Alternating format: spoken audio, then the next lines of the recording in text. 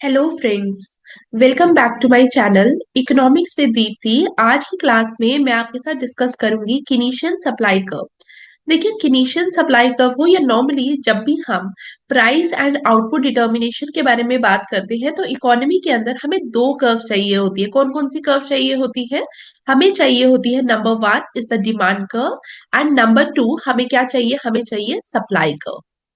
अब जहां पे आपकी डिमांड और सप्लाई कर्व इकोनॉमी में इंटरसेक्ट करती है वहां पे हम लोग क्या बोलते हैं? वहां पे हमें क्या मिलेगा? Level of price and output in the economy, यही बोलते हैं। और ये इन जनरल इकोनॉमी के अंदर चलता है कि जहां पे भी डिमांड और सप्लाई इंटरसेक्ट करेगी वहां पे level of price and output determination होगा। अब यहाँ पे नॉर्मली जो हमारी डिमांड कर्व है वो कैसी है? वो डाउनवर्ड स्लोपिंग है और सप्लाई कर्व नॉर्मली हमारी कैसी होती है? अपवर्ड स्लोपिंग होती है। लेकिन जब हम किनीशियन केस के बारे में बात करते हैं तो कीन्स के टाइम पे क्या होता है? हमारी जो डिमांड कर्व है वो तो डाउनवर्ड स्लोपिंग है, दैट इज डाउनवर्ड स्लोपिंग। लेकिन what about the supply curve? Supply curve में ऐसा क्या है जो हमें अलग से पढ़ना की जरूरत है? तो सप्लाई कर्व के टाइम पे क्या होता है? किनीशियन सप्लाई कर्व में हमारे पास तीन अलग अलग रेंजेस बनती है। कौन कौन सी रेंज? एक जगह हमें सप्लाई कर्व हॉरिजॉन्टल दिखेगी। नंबर टू, हमें क्या दिखेगा? हमें एक जगह अपवर्ड स्लोपिंग दिखेगी और एक जगह ऐसी आएगी जहां पे हमें वर्टिकल दिखेगी। तो आप लोग देखेंगे in case of Keynesian supply curve हमारे पास तीन डिफरेंट रेंजेस बनती है, horizontal, upward sloping and vertical. तो यहाँ पे बिकॉज हमारे पास तीन अलग रेंजेस बनती है उसकी वजह से किनीशियन सप्लाई कर्व हमें अलग से पढ़ना पड़ता है। क्योंकि अगर आप लोगों ने भी क्वेश्चंस देखे होंगे, मैंने आपको बोला था नेट की बुक को रेफर करना क्लास पढ़ते समय, तो नेट की बुक्स में आप लोगों ने देखे होंगे इस पर्टिकुलर टॉपिक में जो क्वेश्चन आ रहे हैं वो कीन सप्लाई कर्व से भी आ रहे हैं। तो बिकॉज वहां पे क्वेश्चन आ रहे हैं कीन सप्लाई कर्व से तो यहाँ पे हमारा पढ़ना इंपॉर्टेंट हो जाता है। ठीक है, तो मैंने आप लोगों को समझाया कि क्यों कीन सप्लाई कर्व पढ़ना हमारे लिए इंपॉर्टेंट है। बिकॉज नॉर्मली जो सप्लाई कर्व है वो कैसी होती है? That is upward sloping. लेकिन जो हमारे कीन्स के केस में सप्लाई कर्व है वहां पे हमारे पास तीन डिफरेंट रेंजेस होती हैं, horizontal, upward sloping and vertical. और इसके लिए मैं आपके साथ पीडीएफ शेयर कर दूंगी टेलीग्राम चैनल पे। तो आप लोग जब बुक से पढ़ेंगे तो मे बी थोड़ा सा आपको कंफ्यूजन क्रिएट हो तो आप लोग ये पीडीएफ को रेफर करिए और साथ ही नेट की बुक को रेफर करिए। मैंने आपको पहले भी बोला है, ठीक है? तो आप नेट की बुक को रेफर करिए तो आप लोगों को वहां पे चीजें समझ आएंगी और क्वेश्चन को प्रैक्टिस करिए जितना कर सकते हैं। अब यहाँ पे जो मैं आपके साथ पीडीएफ शेयर करूंगी वो सेम पीडीएफ है जिससे मैं अभी क्लास में पढ़ाऊंगी, तो ध्यान से पढ़ना सो दैट आपको कोई भी डाउट ना हो क्लास के बाद। जब हम कीन सप्लाई कर्व के बारे में बात कर रहे हैं तो मैंने आपको क्या बोला? There are three ranges in the Keynes supply curve. तो कीन्स की सप्लाई कर्व में हम लोग तीन रेंजेस के बारे में बात कर रहे हैं। कौन कौन सी? Number one is the horizontal range, number two is the upward sloping range and number three is the vertical. तो हॉरिजॉन्टल रेंज के बारे में समझते हैं, लेकिन अगर अभी तक आपने वीडियो को लाइक नहीं किया then please like, share, subscribe and comment. और साथ ही टेलीग्राम चैनल को भी ज्वाइन करिए और अपने फ्रेंड्स के साथ चैनल का लिंक शेयर करिए। अब अगर हम नॉर्मली सप्लाई कर्व के बारे में बात करें या स्पेसिफिक होके किनीशियन सप्लाई कर्व के बारे में बात करें तो हमारे पास वाई एक्सिस पे आता है प्राइस, एक्स एक्सिस पे आता है आउटपुट। तो हमारे पास जो सप्लाई कर्व है, किनीशियन सप्लाई कर्व, वो कैसी बनेगी? एक हॉरिजॉन्टल रेंज आएगी, then upward sloping and then vertical. इस तरीके से हमारे पास क्या होती है? किनीशियन सप्लाई कर्व होती है, जिसको मैं लिख दूंगी A S, that is aggregate supply curve. तो यहाँ पे अगर हम प्रॉपर एएस कर्व के बारे में बात करें तो हमारी ये जो एग्रीगेट सप्लाई कर्व है ये क्या बता रही है हमें? ये बता रही है रिलेशनशिप किसके बीच में? Between the total output in the economy and the price level. तो चाहे आप किनीशियन सप्लाई कर्व के बारे में बात करो, चाहे आप किसी भी सप्लाई कर्व के बारे में बात करो, तो वो एग्रीगेट सप्लाई कर्व हमें बेसिकली क्या बताती है? रिलेशनशिप बताती है between the total output in an economy and the price level. अब यहाँ पे हमारे पास फर्स्ट रेंज आती है हॉरिजॉन्टल रेंज। हॉरिजॉन्टल रेंज में हम किस टाइम के फ्रेम के बारे में बात करते हैं? हम बात करते हैं डिप्रेशन फेज के बारे में। आपको पता है कि जब क्लासिकल के बाद किनीशियन इकोनॉमिक्स आया तो किनीशियन इकोनॉमिक्स में क्या हुआ? कीन्स ने क्या किया? कीन्स ने वहां पे देखा कि जब ग्रेट डिप्रेशन का सिनेरियो था उस समय क्लासिकल थियोरी फेल हो गई, और क्लासिकल की जो एग्रीगेट सप्लाई कर्व थी, इन case of classical aggregate supply curve कैसी थी, वर्टिकल थी, याद आ रहा है, वर्टिकल थी। लेकिन कीन्स ने देखा कि यहाँ पे हमारे पास यहाँ पे क्या है कि जो एग्रीगेट सप्लाई कर्व है वो वर्टिकल नहीं है, हमारे पास इन केस ऑफ डिप्रेशन हमारे पास जो एग्रीगेट सप्लाई कर्व है वो कैसी है, हॉरिजॉन्टल। तो आप लोगों को ये समझ आ रहा होगा कि जब हम कीन्स की एग्रीगेट सप्लाई कर्व के बारे में बात करते हैं तो फर्स्ट रेंज जो जो हमारे पास फ्लैटर रेंज है, जो हमारे पास हॉरिजॉन्टल रेंज है, मैं वर्ड्स यूज कर रही हूँ, इनको ध्यान से समझना। जो हमारे पास फ्लैटर रेंज है, जो हमारे पास हॉरिजॉन्टल रेंज है, वो क्या डिपिक्ट कर रही है, that depicts the depression in the economy. तो अगर इकोनॉमी के अंदर मैंने बोला कि इकोनॉमी के अंदर डिप्रेशन है, इसका मतलब इकोनॉमी के अंदर क्या होगा, इकोनॉमी के अंदर लो लेवल ऑफ आउटपुट होगा, क्या होगा, लो लेवल ऑफ आउटपुट होगा। जब लो लेवल ऑफ आउटपुट है इकोनॉमी के अंदर, इसका मतलब हम जितना प्रोड्यूस कर सकते हैं उससे कम प्रोड्यूस कर रहे हैं, यही मतलब है। इसका मतलब number one, low level of output है, ये रिप्रेजेंट क्या कर रहा है, it represent the access capacity in the economy, कि जितना हम प्रोड्यूस कर सकते हैं उससे कम प्रोड्यूस कर रहे हैं, मतलब इकोनॉमी के अंदर क्या है, अनएम्प्लॉयमेंट है। इकोनॉमी के अंदर जब बहुत ज्यादा अनएम्प्लॉयमेंट होती है, जब लोगों को बिल्कुल काम नहीं मिल रहा होता, तो क्या पीपल, ध्यान से समझना इस लाइन को, क्या उस समय जब बहुत ज्यादा अनएम्प्लॉयमेंट है, क्या हर बंदा बहुत ज्यादा वेज रेट डिमांड कर रहा होता है, नहीं डिमांड कर रहा होता। अगर पर्सन्स को कम वेजेस में भी काम करना पड़ेगा उस समय करेंगे, क्योंकि इकोनॉमी के अंदर काम ही नहीं मिल रहा होता। तो यहाँ पे people are not demanding high wages in the economy. जब लोग हाई वेजेस डिमांड नहीं कर रहे तो क्या होगा, प्राइसेस क्या रहेंगे, prices remain stable, prices remain stable. एक तो वेजेस इकोनॉमी में ज्यादा नहीं है, और दूसरा प्राइसेस क्यों नहीं बढ़ रहे, बिकॉज डिप्रेशन का टाइम है। यहाँ पे इकोनॉमी के अंदर एग्रीगेट डिमांड ही बहुत कम है, demand is very less in the economy. जब इकोनॉमी के अंदर डिमांड कम होगा तो हम अल्टीमेटली देखते हैं इकोनॉमी के अंदर प्राइसेस आर नॉट राइजिंग, तो ये फेज होता है हमारा डिप्रेशन का।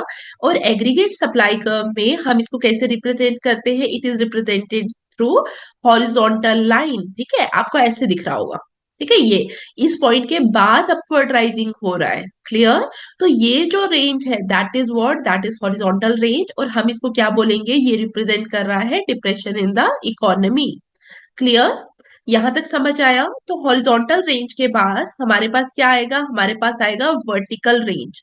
वर्टिकल रेंज में हम लोगों को क्या दिखेगा, हमें दिखेगा इकोनॉमी में क्या हो रहा है, इकोनॉमी में प्रोडक्शन जो है वो अच्छे से हो रहा है।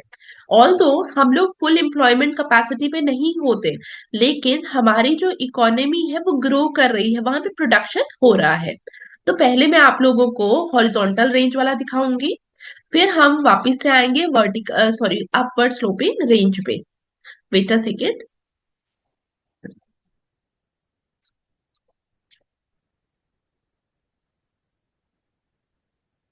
अगर आप यहाँ पे देखेंगे हॉरिजॉन्टल रेंज में जो हमने पढ़ा वही यहाँ पे है, और डायग्राम बना लेना for reference. At very low level of output, जब डिप्रेशन है तो ऑटोमेटिकली इकोनॉमी के अंदर प्रोडक्शन बहुत कम है। The curve is horizontal indicating that firms can increase production without a rise in the price level. अब यहाँ पे ये जो लाइन है, जिसको नहीं समझ आ रहा उसको वापस से समझा देती हूँ। देखिए यहाँ पे क्या है, मैंने क्या बोला कि यहाँ पे इकोनॉमी के अंदर ह्यूज अनएम्प्लॉयमेंट है। जब इकोनॉमी के अंदर ह्यूज अनएम्प्लॉयमेंट है तो लोगों को क्या चाहिए, लोगों को काम चाहिए इकोनॉमी में। जब हम बोल रहे हैं लोगों को इकोनॉमी में काम चाहिए, तो उस समय क्या होगा, उस समय लोग कम वेजेस में भी काम करने को तैयार है, तो people are ready to work at lower wages. जब कम वेजेस में काम करने को तैयार है, इसका मतलब यहाँ पे अगर फर्म्स को प्रोडक्शन बढ़ाना है तो वो कम वेजेस में काम करने वालों को हायर कर सकते हैं, इसका मतलब firms can increase production without a rise in the price level. This reflects access capacity, जो मैंने अभी आपको बताया, and unemployment in the economy. Prices remain stable as there is not enough demand to push them up. Clear? First point clear हुआ? अब second point पे जाएंगे, that is the upward sloping range, जिसको हम लोग क्या कहते हैं, इंटरमीडिएट रेंज। और इन रेंजेस के नाम आपको याद होने चाहिए। हमारा फर्स्टली हम लोगों ने क्या देखा, हमने देखा हॉरिजॉन्टल रेंज। हॉरिजॉन्टल रेंज में लाइक दिस, ठीक है। अब इसके बाद हम लोग क्या देखेंगे, हम लोग अपवर्ड स्लोपिंग, मतलब ऐसे आपकी कर्व जा रही है। जब इस तरीके से हमारी कर्व जा रही है तो इस रेंज को आप क्या कहते हैं, इस रेंज को आप कहते हैं इंटरमीडिएट रेंज। अब इंटरमीडिएट रेंज में आपको क्लियरली दिख रहा है कि हमारी एग्रीगेट सप्लाई कर्व कैसी है, अपवर्ड स्लोपिंग है, ठीक है। अब यहाँ पे अगर आपकी सॉरी अगर आपकी aggregate supply curve upward sloping है, ये हमें क्या बता रही है, अगर आप ध्यान से देखेंगे, ये हमें बता रही है कि अगर हम प्रोडक्शन बढ़ा रहे हैं, हम पॉइंट ए से पॉइंट बी पे जा रहे हैं, तो हमारा इकोनॉमी में प्राइस लेवल भी बढ़ रहा है, इकोनॉमी में हमारा प्राइस लेवल भी बढ़ रहा है। ठीक है, पहले P1 था, नाउ P2 है, तो price level is also rising in the economy. लेकिन यहाँ पे जो ब्लू लाइन है, वहां पे क्या दिख रहा था, अगर हम प्रोडक्शन बढ़ा भी रहे हैं तो P3 पे ही है हम, ठीक है, प्राइस लेवल नहीं बढ़ रहा था। लेकिन नाउ प्राइस लेवल जो है वो भी राइज कर रहा है इकोनॉमी में। तो अगर आपको इंटरमीडिएट रेंज में प्रोडक्शन को बढ़ाना है, तो इसका मतलब आपको क्या करना पड़ेगा, जब भी आप प्रोडक्शन बढ़ाएंगे तो prices are increasing in the economy, prices increase करेंगे। अब क्वेश्चन आता है कि why prices are rising in this range, कि क्यों प्राइसेस बढ़ रहे हैं इस रेंज के अंदर, बिकॉज जो रिसोर्सेज है, अब उनकी उनकी मार्केट के अंदर डिमांड है, तो अब रिसोर्सेज क्या हो रहे हैं, रिसोर्सेज स्केर्स हो रहे हैं, रिसोर्सेज की डिमांड है मार्केट में, सो रिसोर्सेज बिकम स्केर्स। जब रिसोर्सेज की सप्लाई कम हो जाती है, तो वहां पे अगर लेबर के बारे में बात करें, तो लेबर की वेजेस क्या होंगी, वेजेस वेजेस इंक्रीज करना स्टार्ट होंगी, क्योंकि अब लेबर को पता है कि अब मेरी डिमांड है। पहले क्या था, पहले तो मेरे को कोई पूछ नहीं रहा था, ब्लू लाइन पे इस लाइन के अंदर पहले लेबर को पता था मुझे कुछ कोई पूछ नहीं रहा, तो वो सस्ते में भी काम कर रहा था। लेकिन now now in the intermediate range उसको पता है मेरी डिमांड ज्यादा है, ठीक है, उसको पता है मेरी डिमांड ज्यादा है इकोनॉमी में, but supply is less in the economy. तो वहां पे क्या हो रहा है, रिसोर्सेज स्केर्स हो रहे हैं, तो वो क्या करेगा, लेबर, उसको पता है उसकी उसकी वैल्यू बढ़ रही है, तो वेजेस बढ़ाएगा वो बोलेगा अगर आप चाहते हैं मैं इकोनॉमी के अंदर काम करूं, तो मैं इस वेज रेट के अंदर काम करूंगा, तो वेजेस इंक्रीज होना स्टार्ट होंगी। ठीक है, तो यहाँ पे जो फैक्टर्स को रिवॉर्ड्स मिलेंगे वो इंक्रीज करेंगे। इसीलिए जब भी प्रोडक्शन बढ़ रहा है इस रेंज के अंदर, तो prices are also increasing in the economy. और यहाँ पे हमें क्या दिख रहा है कि वेज प्राइस फ्लेक्सिबिलिटी है, कि जैसे जैसे इकोनॉमी में लेबर वेजेस बढ़ा रहा है, तो उसको बढ़ाना पड़ रहा है इकोनॉमी के अंदर, प्राइसेस को भी एडजस्ट करना पड़ रहा है। तो वेजेस बढ़ रही हैं, प्राइसेस बढ़ रहे हैं, और सो दैट आप देखेंगे रियल वेजेस जो है वहां पे ज्यादा चेंज नहीं आता हुआ दिखाई देगा, because of the ways price flexibility. Normally क्या होता है, नॉर्मली यहाँ पे क्या होता है, जब कीन्स की थियरी के बारे में बात करते हैं, तो हम बोलते हैं कि वेज प्राइस रिजिडिटी पे बात होती है, लेकिन देयर इज सम, ये नहीं है कि एंटायर वेज प्राइस फ्लेक्सिबिलिटी होगा, लेकिन यहाँ पे some amount of wage price flexibility दिखता है। तो please read it, upward sloping range, as output increases the curve starts to slope upward, जैसे मैंने अभी आपको बताया। This suggests that increasing production leads to higher prices because resources start resources start becoming scarce and wages might rise. The upward slope reflect some wage price flexibility, तो यहाँ पे catch word क्या है, सम, ठीक है। तो यहां तक आपको समझ आया। Now coming to the third point, that is the vertical range. जब हम वर्टिकल रेंज के बारे में बात करेंगे, तो हम यहां से इस पॉइंट पे आ रहे हैं, अगर आप इसके बियॉन्ड देखो, तो हमारी जो एग्रीगेट सप्लाई कर्व है वो कैसी होगी, वो वर्टिकल हो गई, वो एक डंडे की तरह होगी, वो वाई एक्सिस के अपोजिट हो गई है, तो वाई एक्सिस के पैरेलल हो गई। तो इस समय जब हम थर्ड रेंज के बारे में बात करते हैं, वो वर्टिकल रेंज है। और आप लोगों ने पढ़ा क्लासिकल्स के अंदर, क्लासिकल की जो एग्रीगेट सप्लाई कर्व थी वो कैसी थी, दैट इज वर्टिकल। हम लोगों ने पढ़ा था क्लासिकल की जो एग्रीगेट सप्लाई कर्व थी वो कैसी होती है, वो वर्टिकल होती है। तो यहाँ पे जो हमारा वर्टिकल रेंज है वो कौन सी रेंज है, दैट इज क्लासिकल रेंज। कौन सी रेंज है, क्लासिकल रेंज। जब हम क्लासिकल्स पढ़ते थे तो हम क्या पढ़ते थे, हम पढ़ते थे कि हमारी इकोनॉमी के अंदर full employment of resources exist करता है। तो यहाँ पे भी अगर आप इस पॉइंट पे देखेंगे, अगर आप इस पॉइंट पे देखेंगे, आप ध्यान दे रहे होंगे कि एट वाईएफ लेवल हमारा प्राइस इकोनॉमी के अंदर बढ़ रहा है, P4 P5, but output increase नहीं कर रहा। Why output is not increasing, because हम ऑलरेडी फुल एम्प्लॉयमेंट कैपेसिटी के अंदर ऑपरेट कर रहे हैं। तो वाईएफ में आउटपुट क्यों नहीं बढ़ रहा, because resources are fully employed.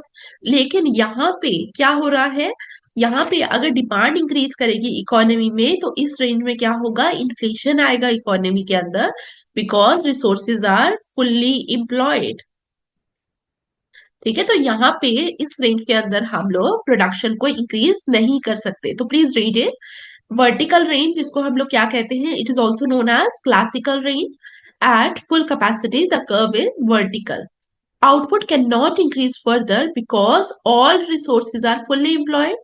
Any further increase in aggregate demand only raises the price level, leading to inflation rather than increasing output. Clear? अब यहाँ पे जब हम किनीशियन इकोनॉमिक्स के बारे में बात करते हैं तो एग्रीगेट सप्लाई से बहुत सारे क्वेश्चंस आते हैं जो आपको पता होने चाहिए। ठीक है, एग्रीगेट सप्लाई से जो क्वेश्चंस आते हैं, मैं आपको बार बार बोल रही हूँ, ये वो टॉपिक्स है जो आप नहीं पढ़कर जाएंगे तो आपके लिए मुश्किल होगा एग्जाम में। और ऑब्जेक्टिव जितने भी आप लोगों को बोला जाता है, ट्राई करिए अपने बेसिस पे, तो प्लीज ट्राई करिए उनको बैठ के। ठीक है, तो यहीं पे क्लास खत्म करते हैं। अगर अभी तक आपने वीडियो को लाइक नहीं किया then again I again request कि आप लोग वीडियो को लाइक करिए। Thank you for watching, see you in the next class. Thank you.